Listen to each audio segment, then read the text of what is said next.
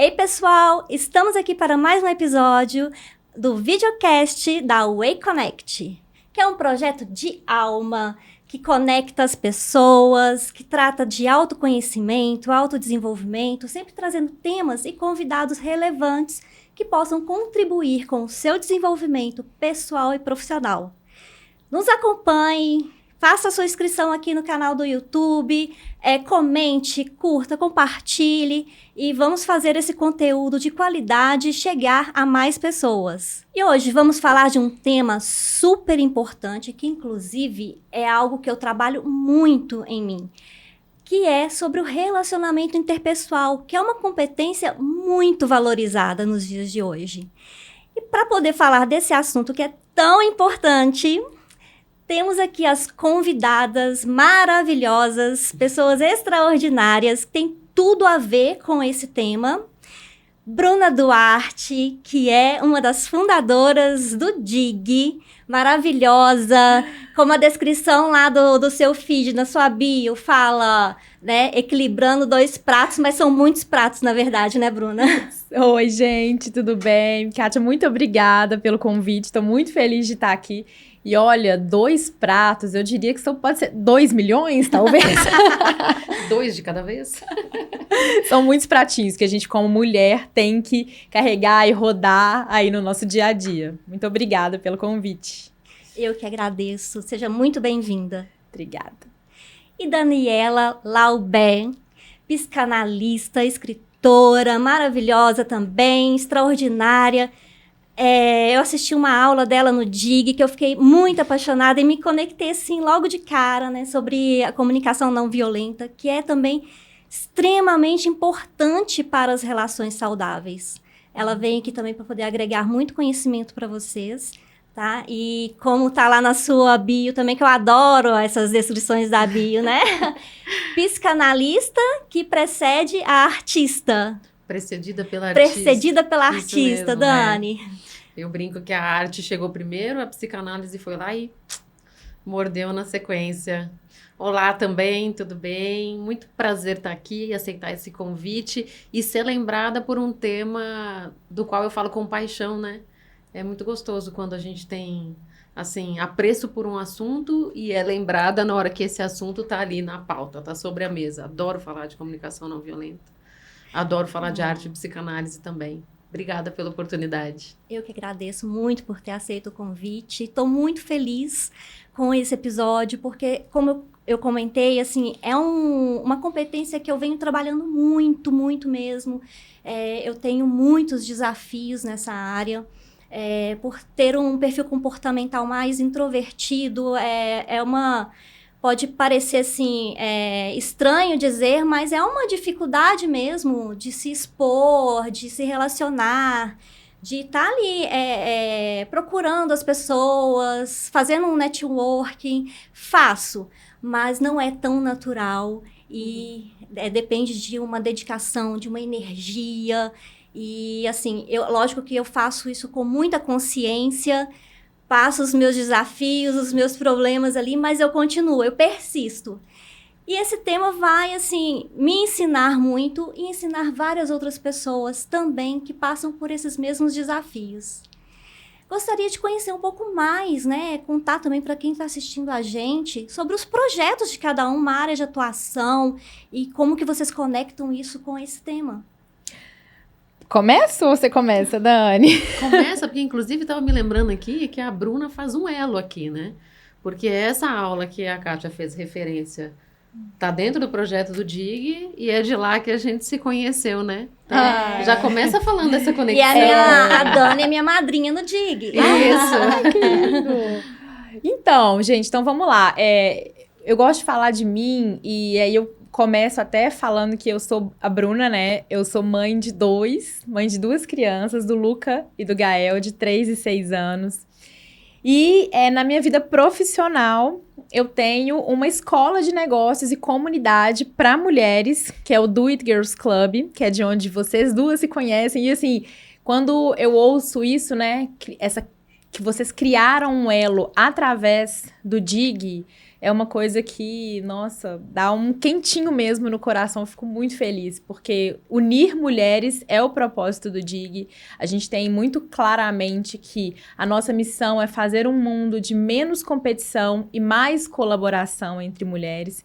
E ali, o relacionamento interpessoal, ele tá o tempo inteiro sendo testado mesmo, né, Kátia? Eu lembro que quando a gente conversou, pela primeira vez, uma conversa mais próxima de nós duas, a gente falou, né, que existem, como você sabe muito melhor que eu, existem perfis comportamentais e as pessoas são cada uma de um jeito. Eu até brinco que eu e a Natália, minha sócia no DIG, a Nath, ela tem um perfil um pouco mais extrovertido que o meu, ela tem uma facilidade um pouco mais latente, assim, de se comunicar, de fazer networking de uma forma muito natural. E pra mim, eu também, eu não vou dizer que eu sou uma pessoa que tem dificuldade disso, porque não tenho dificuldade. Mas eu preciso entrar em ação quando eu quero me conectar, quando eu quero trabalhar para conhecer mais pessoas. Eu não faço isso de uma forma natural. Eu preciso entrar em ação, eu preciso falar, olha, eu preciso me conectar, eu preciso estar com mais pessoas. Então, isso também não é natural para mim. E eu acho que esse é um ponto de partida, assim, até para nossa conversa, né? Porque não é para todo mundo que isso é tão fácil, tão natural, assim. E inclusive, você falando aí que você tem que ativar, né, esse modo ação, é exatamente isso. Porque a partir do momento que você se entende, se conhece e traz isso para a consciência, você consegue aplicar isso e ativar realmente, né? Olha, agora eu preciso ir mais para fora, sair ali do mental e agir. E isso é que nos move, assim, eu acho que é muito incrível quando a gente tem esse autoconhecimento. Não significa que a gente vai acertar todas as vezes, né? Mas é um processo, uma construção. Legal que a gente já está falando, já está entrando no tema, né? Que a comunicação não violenta, ela tem muito a ver com empatia, tem uma dimensão de alta empatia, e a psicanálise, ela tem um lema, por assim dizer, né? Que é do 1 a 1, é sempre singular, cada um é ímpar. Então, a gente pode tentar rotular, esquematizar, aprender, mas cada um vai se apropriar dessa ativação que vocês estão referenciando de uma maneira, né? Cada um vai enxergar qual que é o seu processo. Acho que isso que é o bacana. Eu sou apaixonada por linguagem. Eu acho que isso resume um pouco, assim, né? De como que eu cheguei até esse tema, de como que eu cheguei até aqui. Fiz um caminho comprido, porque eu comecei estudando direito, advoguei por alguns anos. A gente trabalha com a linguagem aplicada a um ideal de justiça. E é uma linguagem um contra o outro, né? Vai lá, tese, antítese e tudo mais. Chegou num ponto que eu achei que esse sistema não dava conta de tudo. Foi aí que eu parti para estudar mediação de conflitos. A CNV entra por essa porta, que a comunicação não violenta é a principal ferramenta, eu acho, na mão do mediador. E ali, vendo também os conflitos postos na mesa, eu olhei para as singularidades e falei, gente, essa pendenga não vai resolver com nenhuma ferramenta de negociação, não vai ter Harvard que dê jeito nisso aqui, não vai ter CNV que dê jeito nisso aqui, porque existia algo do sujeito que estava comandando aquele conflito muito singular, muito próprio, muito íntimo e que a negociação não tocava. E aí foi que a psicanálise foi chegando de mansinho e eu fiz a migração da carreira, mas mantive, né, o conteúdo de CNV, de negociação, com algum estofo de psicanálise, é o que eu tenho mais paixão em termos de linguagem, de abordar. Tenho também 2 filhotes em casa, é um desafio aplicar comunicação não violenta nas relações pessoais. Às vezes a gente escuta em casa, isso daí que é a CNV, que você fala na rua. Então, assim, se alguém já tentou e escutou alguma coisa desse tipo, não desanima, porque é assim mesmo, né? É na intimidade que essa singularidade vem à tona, vira um bicho-papão e a gente precisa se haver com isso, né? Então, acho que isso é um pouquinho do resumo. Sim, e inclusive o próprio Rosenberg, né? Marshall Rosenberg.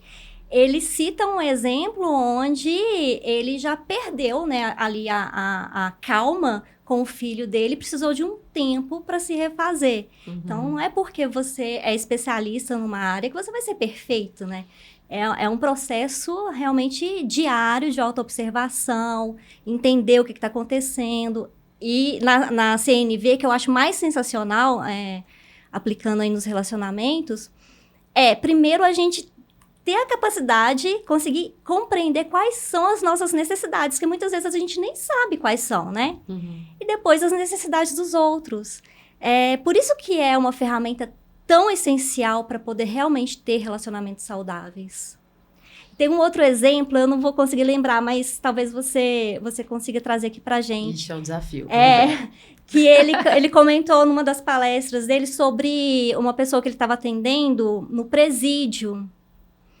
E que ele estava lá preso porque ele não tinha esse conhecimento da CNV. Você lembra desse episódio? Não lembro desse exemplo específico, mas tem algumas situações que ele fala sobre mediar conflitos grandes até. Tem uma atuação da CNV até em conflitos, assim, ONU, sabe? Conflitos internacionais, como ferramenta para resgatar o sujeito, né? Que acho que talvez ele dá muitos exemplos nas palestras dele, no livro dele tem alguns que são até engraçados, mas o que você me fez lembrar que eu acho legal é que ele diz isso, que ele começou a desenvolver a CNV quando ele tinha por volta de 8, 9 anos de idade, e ele apanhou na escola, ele sofreu uma situação de bullying. E aí, ele ainda criança, ele fala, né, depois de adulto, quando ele faz uma retomada, ele fala, eu comecei a espreitar esse conteúdo que agora, depois dele psicólogo, PhD, vem pronto, ele falou lá numa situação de violência, né, me perguntando por que algumas pessoas permanecem compassivas diante das adversidades e outras ativam o modo violência, então... Ô Dani, e você contando essa história, me lembrou... Semana passada, eu fui chamada... Na verdade, eu fui chamada na escola do meu filho, não. Eu marquei uma reunião na escola do meu filho porque tinha uma coleguinha específica que estava batendo nele. E aí, eu fui conversar com a professora, com a psicóloga da escola. E aí, o que elas me disseram foi, Bruna, o Luca apanha porque ele não revida. E aquilo me deu, eu até arrepiei, assim, eu falei, mas ele não revida porque na minha casa eu ensino pra ele que a gente não resolve as coisas com violência, que a gente resolve as coisas conversando, que a gente resolve as coisas de outra maneira. Aí ela falou assim, pois é, vocês estão certos, eu e o pai dele, né, vocês estão certos, mas não é assim que o mundo... cria suas crianças. E aí, a gente falando de relacionamento interpessoal, eu fico pensando tanto que é importante que cada vez mais pessoas tenham acesso a esse tipo de conhecimento para a gente criar gerações melhores, gerações que consigam ter uma inteligência emocional para resolver os seus problemas com conversa, com comunicação e não com violência, né? Porque o relacionamento interpessoal, ele passa muito por essa sabedoria, né, Dani? E aí ela falou, aí a gente chegou numa conclusão, só pra finalizar o caso, a gente chegou na conclusão, eu falei, olha, eu não vou ensinar meu filho a bater, eu não acho que esse é o caminho, por mais que o mundo esteja aí falando pra ele reagir, eu não acho que essa é a forma correta. E aí ela falou, olha, a gente tem que posicionar ele, então na hora que a criança for bater, ele tem que segurar a mãozinha da criança e falar, não, eu não aceito isso. Não, você não pode fazer isso comigo, porque isso é desrespeitoso. E eu falei, gente, é isso, assim. Isso eu quero mostrar pro meu filho, que ele pode se posicionar. E nas relações interpessoais, a gente precisa se posicionar. Porque a gente vive num mundo onde as pessoas, se você não se posiciona, você é meio que engolido mesmo. E aí você pode cair num lugar, num abismo, que você começa a se sentir menor, né? Que você sente que você não tem poder de reação para com as pessoas. E trabalhando, agora fazendo um paralelo, né, rapidamente aqui com tudo isso, com mulheres, as mulheres têm muita dificuldade, né, de se posicionar. De falar o que tá sentindo, e de falar o que precisa, e de falar, até mesmo nas relações profissionais, né, a gente ainda vê as mulheres com muita dificuldade. Então, eu acho que a gente tem que fazer um trabalho também de base, sabe? Um trabalho com as meninas que vão vir aí, que estão vindo aí, com os meninos que estão vindo aí. Então, eu sinto isso muito fortemente. E eu acho que lá no DIG, assim, na comunidade de mulheres, eu cada vez mais quero trazer isso para as mulheres que estão lá de, olha, você precisa se posicionar e você precisa ensinar as suas crianças a se posicionarem também, né? Mas você está tocando no ponto de um limiar que eu acho que é o mais delicado desse tema, que é assim, como que eu me defendo sem atacar? E o Marshall fala isso, e eu acho engraçado fazer esse paralelo nessa aula que a Kátia assistiu. Eu tento traçar esse paralelo, né? A escola de negociação, o modelo de negociação que o pessoal de Harvard sustenta, tem um apoio, assim, uma tremenda escora na CNV. Então, eles falam de convocar o outro negociador para o seu modelo negocial. Como? Através da sua postura, que é um pouco disso que você está falando. Assim, o Luca, pela postura dele, vai ter que ensinar a coleguinha que eventualmente não aprendeu esse repertório que ele tem, né? Que ele está tendo em casa. E o Marshall fala isso da CNV. Ele fala de como você se apresentar numa postura de não violência, porque mais do que você sistematizar como modelo de comunicação, é um modo de viver, né? Eu tive a oportunidade de conhecer o Dominic Barter, que foi um aluno, um discípulo de Marshall. Conheci ele pessoalmente e ele frisava isso o tempo inteiro, que ele falava, é uma habilidade a ser desenvolvida, é alguma coisa artesanal, não é mecânico, como você siga esses passos e você vai ter um modelo de comunicação. Ele falava, não é um modelo de comunicação, é uma forma de viver diante do outro. E aí ele dizia, os dois, né, sustentam essa ideia de como você aplicando o modelo, você provoca no outro uma certa reação do tipo, tem alguma coisa diferente acontecendo aqui, né? E é uma questão de saúde mental, eu acho, né, Bruna? Assim, o meu sonho era poder levar o conteúdo de comunicação não violenta para todas as escolas, para os professores, para as direções das escolas, na lida com os pais, inclusive, né, para apurar a escuta, na transmissão disso para os alunos, porque a saúde mental, ela tem a ver com uma função de pertencimento. Como que eu pertenço a determinado ambiente? Então, assim, o que uma criança que dentro de casa pertence plenamente num ambiente saudável e sem violência consegue capturar e perceber da hostilidade que ela enfrenta na escola? Qual que vai ser o desencaixe? Então, tem a ver com saúde mental, a pessoa conseguir pertencer em diversos ambientes e talvez ele vá ter que ser um multiplicador de CNV, coitadinho, nem saber, ele vai levar isso adiante já lá. nasceu com esse dom, né? A gente recebe no consultório de psicanálise adultos que vêm com, enfim, muitas demandas, mas uma campeã, assim, trocando em miúdos como que eu me separo do outro. Assim, como que eu mantenho a minha essência, o meu repertório, sem sofrer nos engodos das relações. E são relações, às vezes, até com muito amor, né? É dentro de um casamento, é com o pai, é com a mãe. Mas, assim, como que eu faço esse limite de aonde eu tô me entregando, aonde eu tô sendo bacana e aonde eu tô me deixando agredir, eu não posso me deixar agredir, é muito delicado. Exatamente. E quando a gente começa a aplicar, né, tudo isso na nossa vida mesmo, a gente vai conseguindo enxergar as transformações e começar a atrair também outras pessoas que estão ali na mesma sintonia, na mesma vibração, né? E é isso que faz a gente se desenvolver cada vez mais. Sobre a comunicação não violenta, que é um assunto mesmo muito fantástico, né? Assim, depois que a gente conhece, sabe da existência da comunicação não violenta, é como se fosse conhecer um outro mundo, né? E aí que a gente vê o quanto a nossa comunicação é violenta, mesmo a gente achando que não é.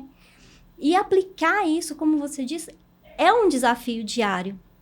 Mas quando ela acontece, quando você faz isso com o outro, é como se a ficha do outro caísse e levasse ele a um momento de reflexão e entender, olha, existe uma outra forma de fazer. Porque ele está condicionado ali ao que ele aprendeu, a bagagem, o que ele aprendeu em casa, as crenças limitantes, os valores, né? Cada um tem o seu. Então, ele está acostumado com aquilo que é o normal para ele. A partir do momento que ele é exposto a uma situação de uma outra forma de ver, de agir, de pensar, abre aí, né? Esse espaço para essa reflexão e uma mudança. E isso é sensacional. Sensacional. Eu acho que a gente vive em sociedade, né? E assim, eu acho que essa vida em sociedade, ela é feita de micro-revoluções diárias que a gente faz através das nossas atitudes, porque às vezes a gente acha que a gente precisa, para ter uma boa relação interpessoal com as pessoas, a gente precisa fazer uma mudança interna gigantesca, e aí quase que virar Buda, né, Dani? Só que, na verdade, essa mudança, ela tá em micro-revoluçõezinhas pequenininhas, diárias, que passam por coisas muito pequenas, que às vezes a gente até banaliza, né? Às vezes você ouvir o outro, você ter capacidade de ouvir a escutatória, né? Que a gente fala tanto, é tão importante você ouvir. Hoje, o que eu sinto e que às vezes eu não tô nem me colocando fora, às vezes eu também ajo assim, tô me policiando para não agir, às vezes o outro tá falando com a gente e a gente tá só esperando para falar de volta. A gente não escuta o que a pessoa tem a dizer. Então, é tão maravilhoso quando você senta com uma pessoa para conversar e você, de fato, escuta o que ela tem para dizer, né? Eu quero escutar o que você tem para dizer. Eu não quero só dizer o que eu penso sobre o que você disse, né? E eu acho que nas relações humanas, hoje, nas relações interpessoais, a gente precisa muito ouvir. E quando a gente ouve, escutando mesmo, a gente aprende demais. No DIG hoje, né, na nossa comunidade, feminina, a gente tem mais de 500 mulheres ali dentro. E a demanda de cada pessoa é única. E claro que eu não vou conseguir ouvir 500 mulheres e ajudar 500 mulheres individualmente. Mas nas possibilidades que eu tenho, nas possibilidades que eu tenho de conversar uma a uma, eu entendi. Quando virou essa chave pra mim, que eu tinha muito mais que ouvir do que falar, falei, meu Deus, e foi me acrescentando, sabe? Eu falo, gente, é tão interessante a gente ouvir a pessoa, ouvir o que ela tem a dizer. E às vezes, ela quer só falar. Às vezes, ela não quer nem ouvir nada. Eu vou levar a Bruna comigo, a próxima vez que eu for falar de CNV. Ela é um case intuitivo, assim, de postura empática. Porque fez um belíssimo resumo. Isso que você estava falando das pequenas... É porque eu aprendi na aula, muita coisa na aula da Dani, tá, gente? Isso que você falou das pequenas coisas, eu acho legal, porque é utópico transformar o mundo, né?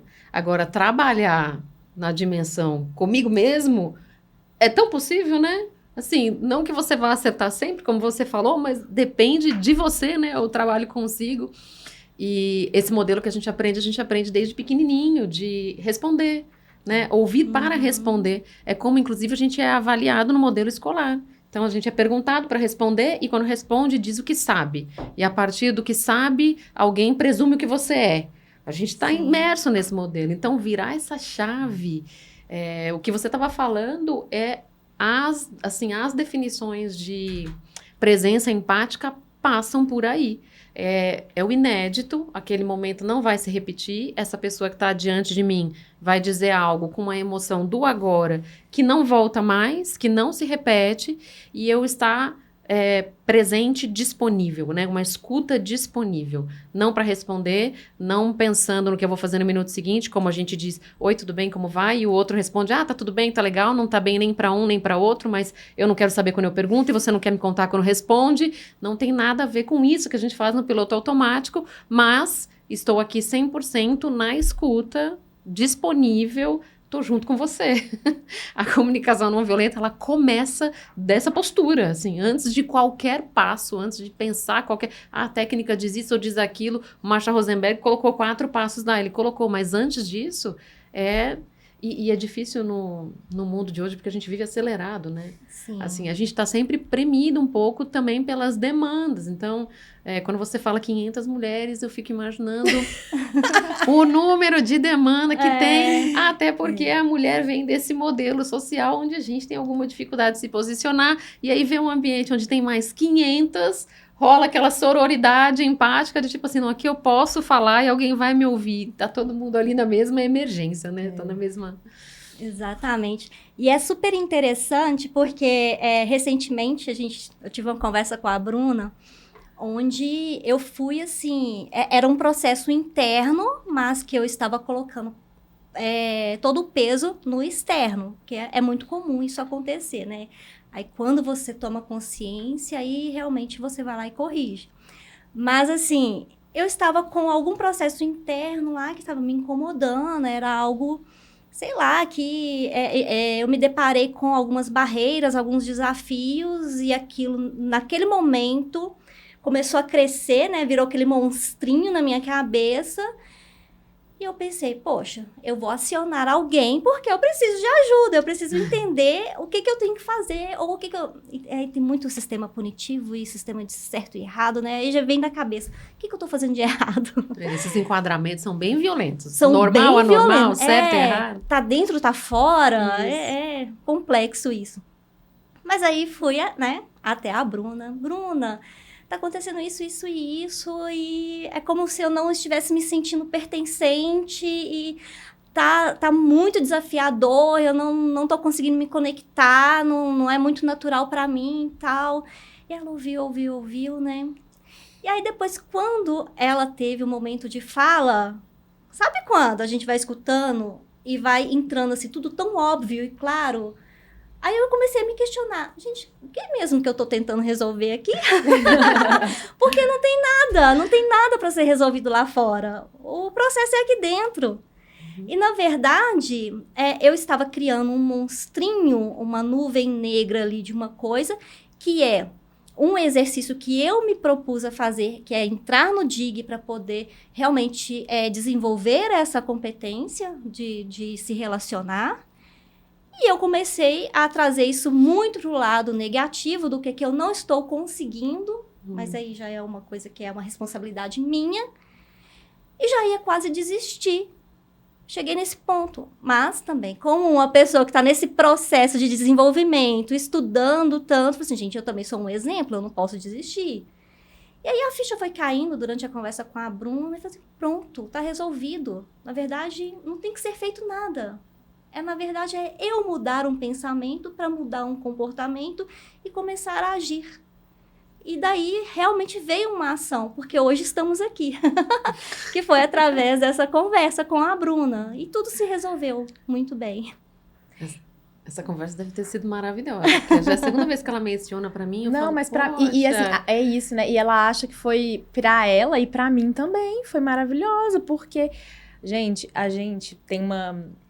nós, mulheres, a gente tende a achar que a gente tá sempre atrás da outra. Eu vejo isso muito claramente, assim, lá no DIG. Eu não sei se vocês tiveram a oportunidade de participar. A gente fez um clube do livro. Uhum. Não sei se vocês leram o livro e participaram. A gente fez um momento ali de discussão. E esse livro, ele trouxe tantas reflexões tão legais para quem estava participando, no sentido de... A gente olha para o nosso redor e a gente acha que tá todo mundo resolvido, que tá todo mundo vivendo uma vida maravilhosa, que tá todo mundo feliz profissionalmente, pessoalmente. Principalmente nessa era de redes sociais, isso fica muito claro, né? A gente esquece que as pessoas mostram o palco e não mostram os bastidores nas redes sociais. Então, até ali no DIG mesmo, o que eu tenho percebido é que as mulheres olham muito para as outras de uma forma... Nossa, tá todo mundo conseguindo, menos eu. E, meu Deus, gente, não tá todo mundo conseguindo, tá todo mundo na batalha. Tá todo mundo ali, ó, acordando e matando um leão por dia pra estar ali, pra fazer conexões, pra ser bem-sucedida profissionalmente. E tem infinitas vezes que a gente cai e a gente precisa levantar. E o DIG, eu quero cada vez mais que ele seja um lugar onde mulheres inspirem mulheres. Uhum. Mas a mulher, ela tem naturalmente isso, eu não sei se porque a gente foi criada para ser perfeita, a gente foi criada para conseguir tudo, a gente foi criada para sermos cada vez, sim, sem defeitos mesmo, porque a mulher, ela tende a olhar para a outra mulher que tá conseguindo aquilo que ela não consegue e falar, tá vendo? Só eu que não consigo.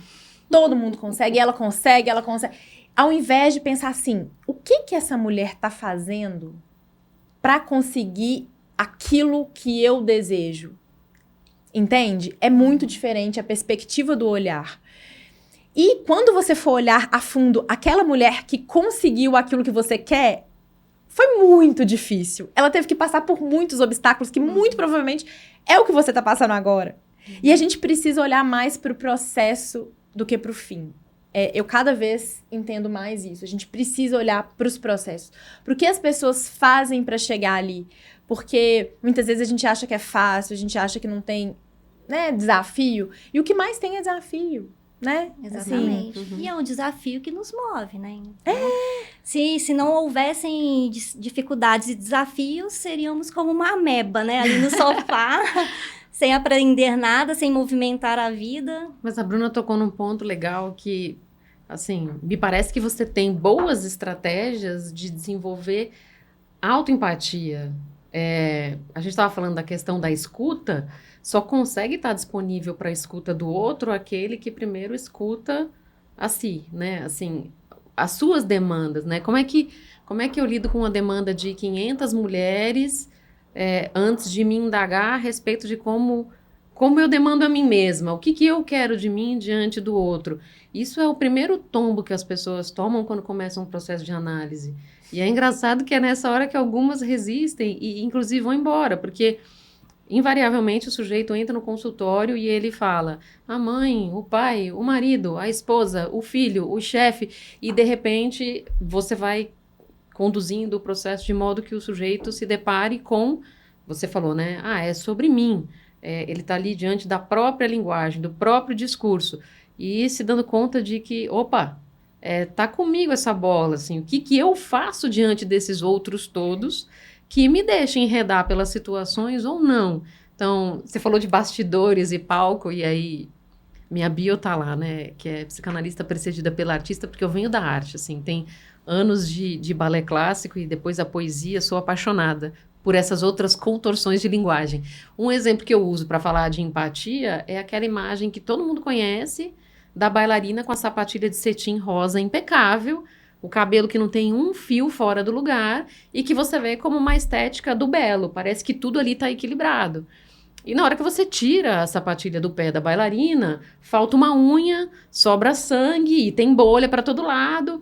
E a empatia não tem a ver, como as pessoas falam, assim, eu vou sentir a dor do outro. Não é sentir a dor do outro, né? Você não tá com a sapatilha no seu pé. Isso não é empático. Talvez não seja nem simpático, né? Mas você saber a dor do outro. Aí tá a dimensão da autoempatia. Você sabe o que é dor na sua carne. Então, se você sabe o que é dor na sua carne e sabe que para o outro conquistar esse palco, ele passou por esse processo também, aí nasce a empatia, da onde começa uma comunicação num modelo não violento, né? Num modelo de vou escutar antes, não para responder, porque a resposta é o que eu tenho para dar, mas o que eu quero receber do outro, né? O que é só a escuta que eu tenho para oferecer? Às vezes é só a escuta que você tem para oferecer e é tudo que o outro precisa de acolhida para ele lidar com ele mesmo. Então, acho que essa questão de você saber o processo em si, né? Quando você fala aí de como você lida com as coisas, me parece que você tem algumas estratégias de autoempatia, Bruna. Dani, eu faço psicanálise há 13 anos. Tá vendo só? Isso aqui, meu filho, é muita terapia. Isso. E eu caio muito. Eu tô falando aqui, assim, como eu tento agir, mas eu também... muitas vezes me pego agindo diferente disso. Tô longe aqui do que eu quero um dia ser. Que eu acho que a gente batalha todos os dias tentando ser o que a gente quer, né? Mas eu ainda tô bem longe disso. Eu caio muito, erro muito. Mas tô aí no processo, tentando, né? Com muita terapia. Gente, eu fico assim... gente, como que as pessoas que não fazem terapia vivem? Do que elas se alimentam? Elas vivem fazendo os outros buscarem terapia para poder lidar com elas. Eu acho que deve ser isso. Porque eu, assim, acho terapia tão importante quanto... comer, dormir. Meu nível é esse. Eu acho muito importante. E esse chegar lá não existe, né? Assim, bom de você desejar alguma coisa é que você vai continuar desejando, não vai chegar lá. Então, esse ponto ótimo, assim, né? A gente, acho que o processo vai fazendo, né? O processo de análise vai fazendo você ficar advertido de quê? Então, advertido de que, se eu agir dessa forma ou daquela forma, assim, eu potencializo o sofrimento. Mas existe alguma coisa mais fundante no ser humano que vai estar sempre ali, né? A gente estava falando disso lá fora um pouquinho antes de começar aqui. A gente vai falar de comunicação não violenta. Ok, mas tem uma dimensão do ser humano que é da raiva, é da hostilidade, é da violência. Certo, beleza. A gente está advertido de que isso também faz parte. Essa é a dimensão da autoempatia. Eu escuto que em mim também tem esse pedaço. O que, que eu faço com isso diante do outro? Voltar isso para o outro é a melhor estratégia? Tá, eu vou ficar com duas raivas, a de mim mesmo e de ter perdido aquele diálogo, aquela oportunidade de conexão, né? E a raiva, ela é boa também, né? Que a raiva, ela energiza o seu corpo e te leva à ação. É motor, né? E assim, é como você disse. É o que que eu vou fazer com essa raiva? Eu não vou despejar ela no outro, né? Não é o certo. Não, certo, não vou parar de falar certo e errado. Não seria o ideal fazer, né? Despejar no outro. Que aí, realmente, você vai estar com um comportamento violento. Uhum. Mas é saber lidar com aquilo, porque ela é importante para poder te levar à ação. É saber lidar com todos esses sentimentos, porque não tem bom e ruim nessa história. O legal é que os sentimentos e as necessidades que a CNV coloca, né? Que num diálogo em que você busque a comunicação não violenta é para você tentar capturar qual que é o sentimento do outro naquele momento, qual que é o seu mesmo, né? Então, se é raiva, se é tristeza, o que está em jogo e qual que é a necessidade que está alavancando aquele sentimento. Então, eu até brinco de dizer que o sentimento é como uma folhinha seca voando no chão do parque. Você está vendo que ele está ali, né? A raiva aparece no olhar, a tristeza vem para o rosto, vira lágrima, mas a necessidade não atendida, ela é o vento que move. Você não enxerga numa primeira camada, mas você consegue saber do outro, perguntando ao outro, né? Escutando o outro, e a partir de si, porque as necessidades são universais. É como você falou, é como comer, dormir e tratar-se, né? Ouvir-se, tudo isso, essa necessidade de pertencer, de ser reconhecido, é de todo mundo. É de todo mundo. Eu até estava ouvindo um podcast outro dia que fala uma coisa que eu achei muito legal, que só existe desejo na falta. Uhum. Porque se não há falta, não há desejo. E muitas vezes, como vocês estavam falando, se há falta, há raiva. E aí é um ciclo, né? E por isso, mais uma vez, cai naquilo que a gente também estava conversando lá fora. Não é sobre o que acontece, é sobre como eu ajo a partir das coisas que acontecem. Uhum. Então, cada vez mais eu acho que tá na nossa mão, sabe? Autorresponsabilidade foi um conceito que abriu muito a minha cabeça, assim, a minha mente, de, olha, é você. Você é responsável pelo que você age. Você é responsável pelas coisas que acontecem na sua vida. Claro, existem fatores externos que a gente não controla. Existem, mas a maneira como eu vou reagir é sempre minha. Então, isso é muito... Pra mim, isso é muito importante, assim. Na semana passada, não, porque teve feriado e eu tô achando que é semana passada, mas foi essa semana mesmo. Na terça-feira... eu passei por um momento profissional, assim, de uma coisa que aconteceu muito ruim, assim, muito difícil. E aí, ontem, depois que a poeira tinha baixado, eu fui pensar sobre a minha reação, né? De como que tinha sido a minha reação a respeito daquilo. E a gente tende a ter... como a Dani falou, assim, a nossa reação é muito a partir do nosso momento, do nosso repertório, de como a gente está vivendo. Então, assim, cada vez mais a gente tem que entender como a gente funciona, assim, para trabalhar as nossas relações interpessoais. Então, assim, eu sei o que é gatilho para mim. Então, na hora que eu posso perceber o gatilho, e aí a inteligência emocional, que é muito difícil nas relações interpessoais, é você perceber o gatilho e falar... Eu sei como eu vou reagir erradamente a esse gatilho. Estou advertida. Respirar e falar, depois eu resolvo isso. Eu não vou resolver isso no calor do momento. Mas às vezes a gente não consegue. Às vezes a gente consegue, às vezes a gente não consegue. Nessa situação específica eu não consegui. E aí, depois eu fiquei com raiva de mim, né? Eu falei, poxa, eu já sei como eu tenho que agir. Como você funciona. Como eu funciono, porque... Aí eu falei, gente, porque eu sou ser humano, né? Você falou que o desejo não é sem a falta. o desejo, na verdade, ele nasce da falta. Isso. É porque falta algo que a gente deseja. E no final das contas, trocando em miúdos, tem a ver com a gente se saber incompleto. Assim, não tem essa onipotência em processo nenhum, em relacionamento nenhum, em ser humano nenhum. A gente sempre tem uma falta que vai aparecer, que vai despontar, vai ter aquele dia que você, né, não tá legal. Agora, o estar advertido e esse episódio que você tá mencionando tem a ver um pouco também com aquele conceito de multiparcialidade, sabe? Às vezes a gente acha que tem que ser o modelo, né, que você estava falando da retórica, o modelo punitivo, então tem que ter alguém imparcial aqui na mesa para decidir. Imparcial é o ímpar, né, aquele que está só por ele. Aí você fala, não é nada disso, precisa de alguma parcialidade, precisa de uma certa camaradagem, precisa estar...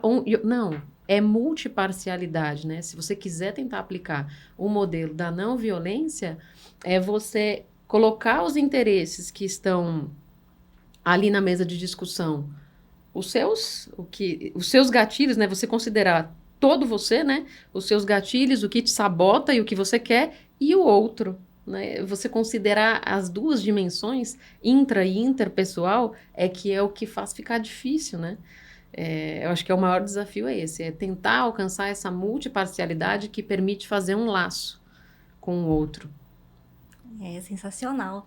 E a Bruna contando aí, né, sobre essa situação, eu também lembrei que eu tenho feito muito isso, de tentar identificar quais são os meus gatilhos também, né? Porque entender como que eu reajo a determinadas situações e tentar, de certa forma, me prevenir, né? Mudar a rota.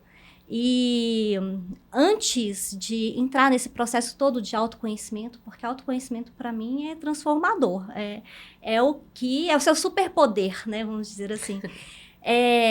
Eu sempre fui uma pessoa muito, como que eu posso dizer, ressentida.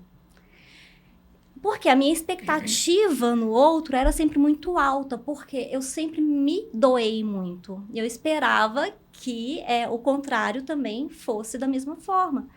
E não é assim que funciona, né? Não é porque eu me dou demais para o outro que o outro também vai fazer a mesma coisa por mim. Não é assim. Não é a forma como eu me comporto com o outro que ele vai se comportar comigo. E eu não entendia, então eu estava sempre frustrada, ressentida, magoada, mas guardava tudo, né? Eu não colocava para fora, não me posicionava. Então, com todo esse processo, eu aprendi, estou, assim, a passos, né? Pequenos passos, mas sempre avançando, aplicando tudo isso.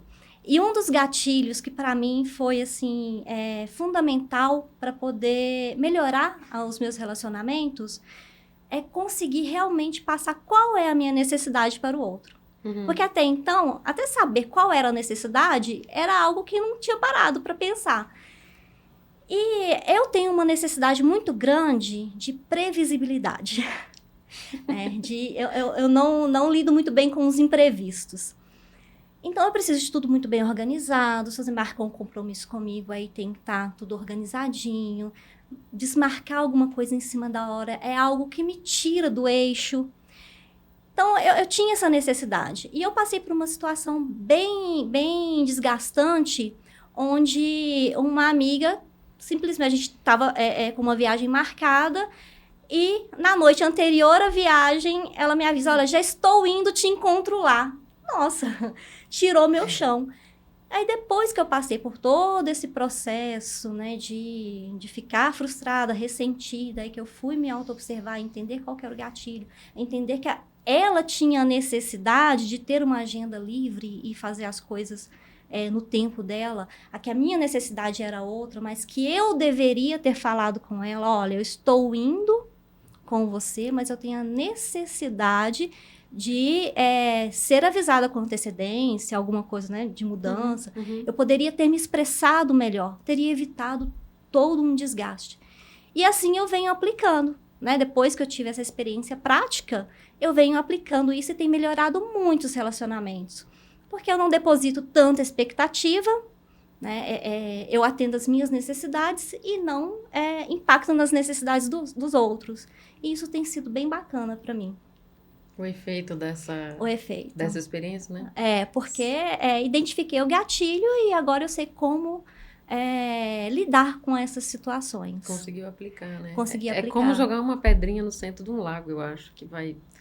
E a Bruna estava tocando nesse ponto, de quando a gente percebe que tá com a gente a bola, isso tem uma certa dimensão de libertador, né?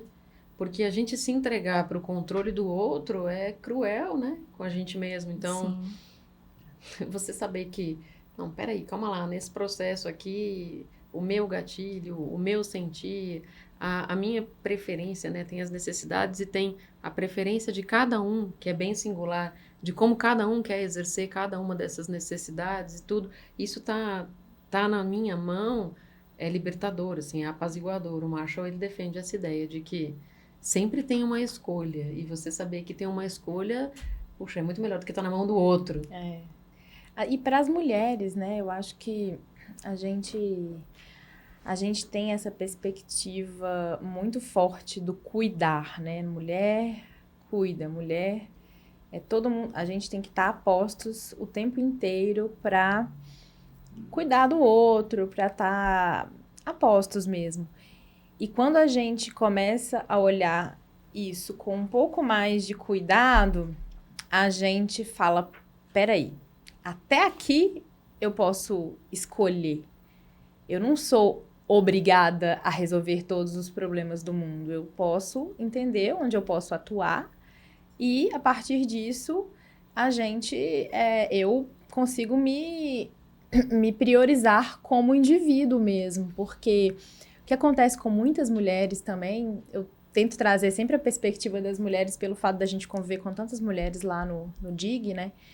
É de que a mulher, ela abre mão o tempo inteiro dos seus desejos, dos seus objetivos, do que ela quer da vida para agradar o outro, para servir ao outro. E aí, quando ela tem uma luzinha e fala, peraí, eu não cheguei onde eu quis, eu não fiz o que eu quis da minha vida, eu não fui pro lado profissional que eu quis. A tendência é ela culpar quem ela ajudou. Você tá me fazendo lembrar um exemplo que o Marshall coloca no livro dele, que eu gosto tanto do exemplo, porque eu acho ele tão, assim, tão corriqueiro, tão ordinário, tão comum, a gente vê em todo lugar, que eu sempre uso. E você tinha falado um pouco mais cedo sobre autorresponsabilidade, né? Isso é um ponto a ser ressaltado, que as pessoas, quando pensam em comunicação não violenta, elas pensam em não ser violento com o outro, né? Eu não vou partir para cima de ninguém, eu não vou ser grosseiro com ninguém, mas, na verdade, a comunicação violenta, ela é violenta com o sujeito que fala, inclusive. Porque se você não se responsabiliza pelo resultado daquilo que você faz e fala, você está num registro de comunicação alienante, que te separa de você mesmo, da sua essência. Então, ele usa um exemplo que ele fala que ele estava fazendo uma multiplicação de CNV, né, uma transmissão, e na hora que ele fala que sempre tem uma escolha, uma mulher diz assim, não é verdade, tem algumas coisas que a gente tem que fazer simplesmente. A gente tem que, não é desse jeito que você está dizendo, tem coisas que a gente faz todos os dias porque é obrigado a e tal. E o Marshall dá uma cutucada nela, dizendo que ele lamenta que ela tenha entendido desse jeito e que ele espera que a CNV mostre para ela um outro caminho. E ela vinha dizendo que ela chegava em casa todos os dias e que ela tinha que cozinhar para a família, que é o papel da mulher, né? Esse modelo. Então, ela era mãe, e aí era o papel dela, ela chegava e tinha que fazer, e que ela detestava cozinhar. E aí ele insiste que ela tinha uma escolha, e aí ele vem contando, esse caso está contado no livrinho dele lá da comunicação não violenta. Ele vem contando que 1 semana, 2 semanas depois, ele avistou um dos filhos dela, o filho mais velho. E aí ele fala até num tom assim meio... Parece uma anedota, assim, né? Meio cômico, que ele fala que ficou com medo da reação do menino, né? Do tipo, o que eu fiz naquela casa quando eu dei a uma mulher a ciência de que ela é livre para escolher, né? Trocando em miúdos é isso. E aí ele fala que ficou surpreso que o rapaz veio agradecê-lo. Porque ele falou que desde que a mãe dele ouviu o Marshall Rosenberg instala esse respeito, né? Provocá-la nesse sentido, ela não cozinha mais. E ele falou assim, quem sabe agora ela não pare de se queixar e reclamar durante todas as nossas refeições. Quer dizer, é uma violência que o sujeito faz consigo quando ele se separa da responsabilidade por aquela escolha que ele fez. Então, assim, ela escolheu alguma coisa e ela desconecta da escolha, ela se aliena do resultado que isso provoca, que ela própria está amargurada. E essa violência contra ela é a pedrinha que ela jogou no meio do lago e que vai fazendo ondas na família inteira. Vai reverberando. Exatamente. Então, como que a dimensão não é só uma técnica de comunicação, né? Mas como essa dimensão de autoempatia e de você se responsabilizar pelas escolhas que você faz. E não precisa ser, porque as pessoas também têm esse binário. Ou eu sou da paz, ou eu sou da guerra. Então, para eu dizer não, é pondo o pé na porta. Não precisa ser pondo o pé na porta. Ô filho, tem comida pronta na geladeira, você tem condição de se servir? Então tá bom, eu já não vou cozinhar. Não precisa ser, nossa, eu faço isso todos os dias, sabe? Porque a gente descarrega a frustração ali na hora da comunicação e não precisa. Se você tá dono da sua escolha, você só aponta a diferença e o outro vai perceber como as ondas que vão propagando do lago. Exatamente. Gente, eu acho que seria muito interessante se a gente pudesse trazer aqui exemplos mais práticos também, né? No DIG, na sua área de atuação, nos seus projetos também, Dani.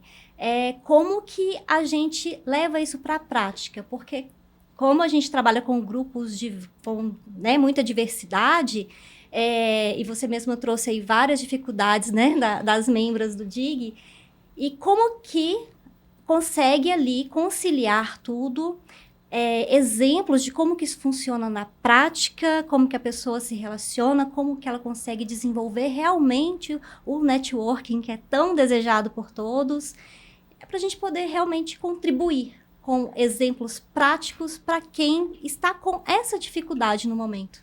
Uhum. Bom, o networking, eu acho que o primeiro passo para o networking é o que eu falei antes, que é entrar em ação. Então, a gente precisa entrar em ação. O networking ele não vai chegar na porta da sua casa e falar, oi, tudo bem? Sou o network, sou sua rede de conexões, cheguei. Não, isso não vai acontecer. Por mais que algumas pessoas esperam isso, mas não gente, não vai acontecer. O networking, você está fazendo conexões com pessoas. Pessoas querem outras pessoas com ela que gerem valor. E quando eu falo de gerar valor, eu não estou falando de absolutamente nada em relação a dinheiro, a carreira. Isso aí é consequência. O que é valor nesse sentido? É pessoas com as quais eu queira estar, pessoas com as quais eu consiga conversar, pessoas que me agreguem alguma coisa no sentido de, nossa, eu aprendi isso com essa pessoa. Nossa, essa pessoa me entregou uma coisa que eu não tinha pensado antes. Ah, essa pessoa me trouxe num lugar, essa pessoa me trouxe num podcast onde eu pude falar. Sabe, o que a gente fala muito do networking é que você não pode ser político em época de campanha. O networking é construção. Você tem que alimentar a sua rede de relacionamentos ali todos os dias para, por acaso, se for para aquilo ali acontecer, ele te trazer algum fruto. Mas o objetivo não pode ser o fruto. O objetivo tem que ser a relação em si. Sabe? Quando a relação em si ela é verdadeira, ela vai te trazer algum fruto. Ou você pode trazer um fruto para outra pessoa. Que coisa mais maravilhosa que isso, do que você poder ajudar a pessoa. Então, assim, eu entendo que o network, ele é uma construção. Ele demanda tempo, ele demanda trabalho, ele demanda uma posição mais objetiva sua em relação àquilo. Então, precisam ser feitos movimentos. Uhum. Então, eu acho que entre em ação, gere valor, não seja político em época de campanha, aumente seu repertório. Para você ter boas relações, é muito importante que você tenha um repertório amplo, porque você vai atrair mais pessoas se você for uma pessoa que tem conhecimentos diversos. Então, veja filmes, ouça podcasts, leia, se atualize. É importante a gente ter um repertório interessante para se conectar com outras pessoas e para a gente furar a nossa bolha. Porque se a gente não tem isso tudo que eu falei, se a gente não faz nada disso, a gente não fura a nossa bolha. A gente fica sempre com as mesmas pessoas. A gente está sempre rodeado das mesmas pessoas. E, de fato, se a gente tá na inércia, a gente não sai do lugar. Então, acho que é isso. Adorei o networking batendo na porta. Não, gente, não vai acontecer. Fica a dica. Não, então, na linha do não vai acontecer, vou me apropriar de uma metáfora aqui também para tentar falar. As pessoas gostam de resolver as coisas atualmente com pílulas, né? Então, assim, tomar um remédio que vai salvar do sofrimento é o que a nossa sociedade atual mais faz. O que eu tenho tentado fazer em termos de projeto, Kátia, é me fazer pílula. Só que o que eu deixo aqui como recomendação é que ninguém toma um remédio uma vez só, a menos que seja uma dor de cabeça passageira. Se você quer mudar um comportamento ou se você quer acalmar um sofrimento, as doses são diárias. Então, quando eu vou falar de CNV, estava até brincando com a Bruna lá fora, quando eu vou falar de CNV num ambiente corporativo, eu apresento a CNV como uma estratégia para você não perder boas relações, porque através das boas relações você conquista territórios, né, no ambiente profissional. Eu fui falar de CNV recentemente, estava comentando com ela, num encontro de religiosos. Aí a abordagem já é um pouco mais diferente, um pouco mais pessoal, e é bonito de ver como que os grupos se apropriam daquilo. Então, até nesse ambiente religioso, eles estavam falando como que a figura homem de Jesus era uma figura que aplicava o que eu estava chamando ali de CNV. Ficou ali uma pílula naquele dia. O que precisa é fazer essa pílula ser tomada todos os dias. Então, o exercício de escutar é um exercício que eu deixo como recomendação, sem contraindicação, sem moderação, para todos os dias. E a escuta nas dimensões que a gente falou aqui. A escuta de si e a escuta do outro posteriormente. Mas primeiro a escuta de si. Nesse ponto, não consigo deixar de aproveitar o testemunho da Bruna dos últimos 13 anos e o meu trabalho para dizer que o setting analítico, o processo de análise ou outra terapia com a qual você se afeiçoe, é um ambiente privilegiado para o sujeito escutar ele próprio, né? Para o indivíduo escutar a si, inclusive os tropeços que acaba cometendo quando vai falar de si, porque é a hora que a gente se dá conta deles. Então, esse é um exercício para fazer todos os dias.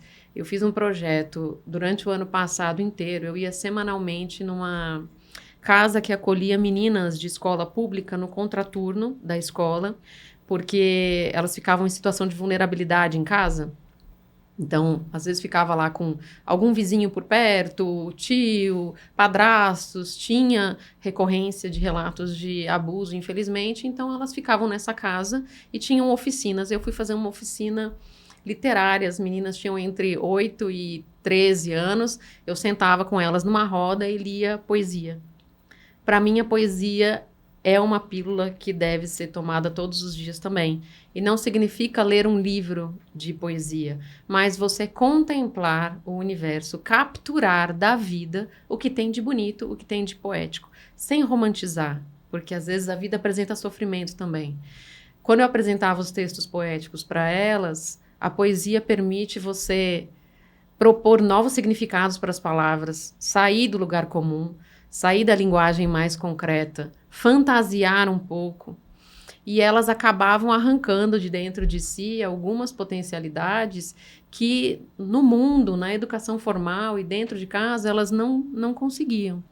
Eu cheguei a fazer uma espécie de experimento uma vez, porque elas vêm de uma educação de muita violência e duas estavam lá numa postura agressiva, quase que chegando às vias de fato, e eu coloquei uma diante da outra, no meio da roda, e comecei perguntando para as outras, o que vocês acham que tem que ser dito aqui, que tem que ser dito ali.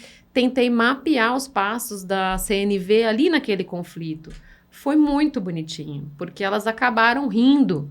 E eu sei que aquilo não vai salvar o mundo, mas salvou aquele instante daquela relação, na hora em que as duas conseguiram nomear o que estavam sentindo e qual que era a necessidade que cada uma delas queria ver atendida e não viu.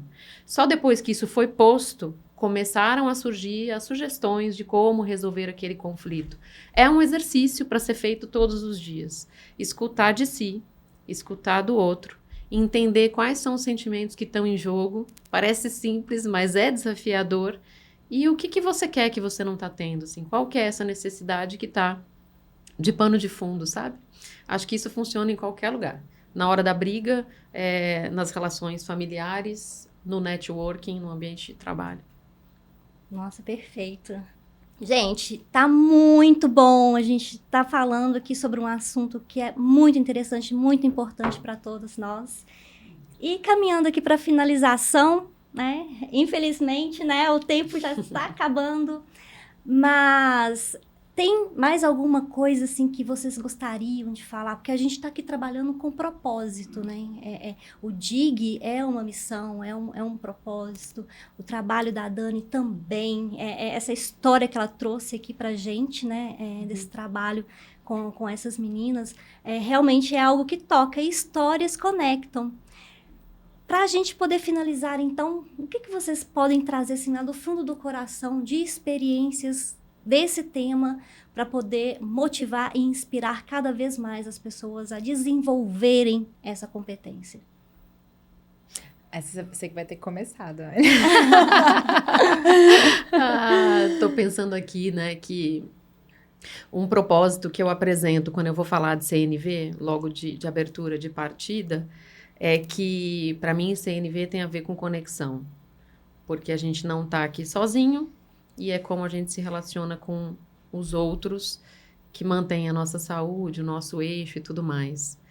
Gosto de usar uma frase que já virou clichê na minha boca, mas eu sempre repito, que escuta é o meu lugar de fala favorito.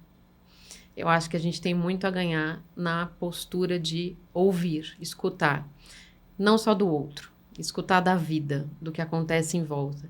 Então, calibra a antena parabólica da sua existência e não sabota o seu ímpeto de inventar. Inventa uma vida nova, inventa uma rotina onde você caiba, inventa novas relações ou uma novidade nas antigas relações. A gente é muito criativo. A gente pode ser artista da própria vida, sabe? Pegar a caneta e escrever o próprio texto, cantar a própria música. E aí, assim, pode parecer apaixonado, mas para mim é o que me mantém vivendo. Considerar que eu posso inventar a minha vida todos os dias, né? Ser protagonista. Isso me ajuda a me conectar com os outros. Talvez porque a anteninha parabólica ali esteja calibrada para eu sorver para mim mesma. Ai, que lindo, Dani. Nossa, o que falar depois disso?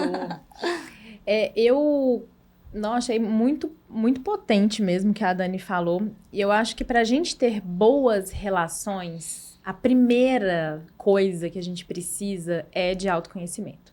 Porque quando você se conhece, você sabe o que você precisa, você sabe o que você pode dar. E as expectativas, elas ficam um pouco mais alinhadas. Quando você começa a fazer essas relações interpessoais e você sabe de você cria menos expectativas no outro e faz com que o outro crie menos expectativas em você também, porque você sabe dizer o que você entrega. Então, eu acho que o que permeia a minha vida há muito tempo é eu conseguir me conectar comigo mesma, eu conseguir me conhecer cada vez mais, para que eu possa dar ao outro o meu melhor. E o meu melhor nem sempre vai ser o que o outro precisa, né? Eu tô aí com as minhas vulnerabilidades, com as minhas qualidades.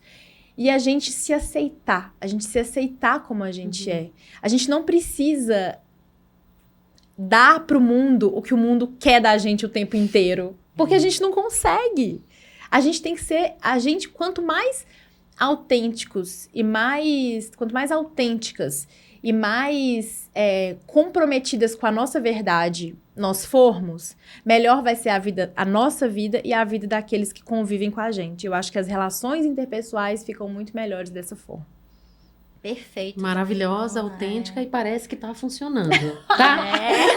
Meu Deus do céu. E autenticidade, autorresponsabilidade, isso é muito poderoso, né? E é isso que a gente tem que levar mesmo para a vida, para a prática, entrar em ação, movimento gera movimento. E para a gente que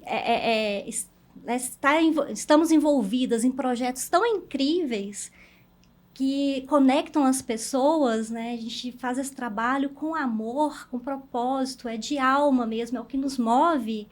É sensacional.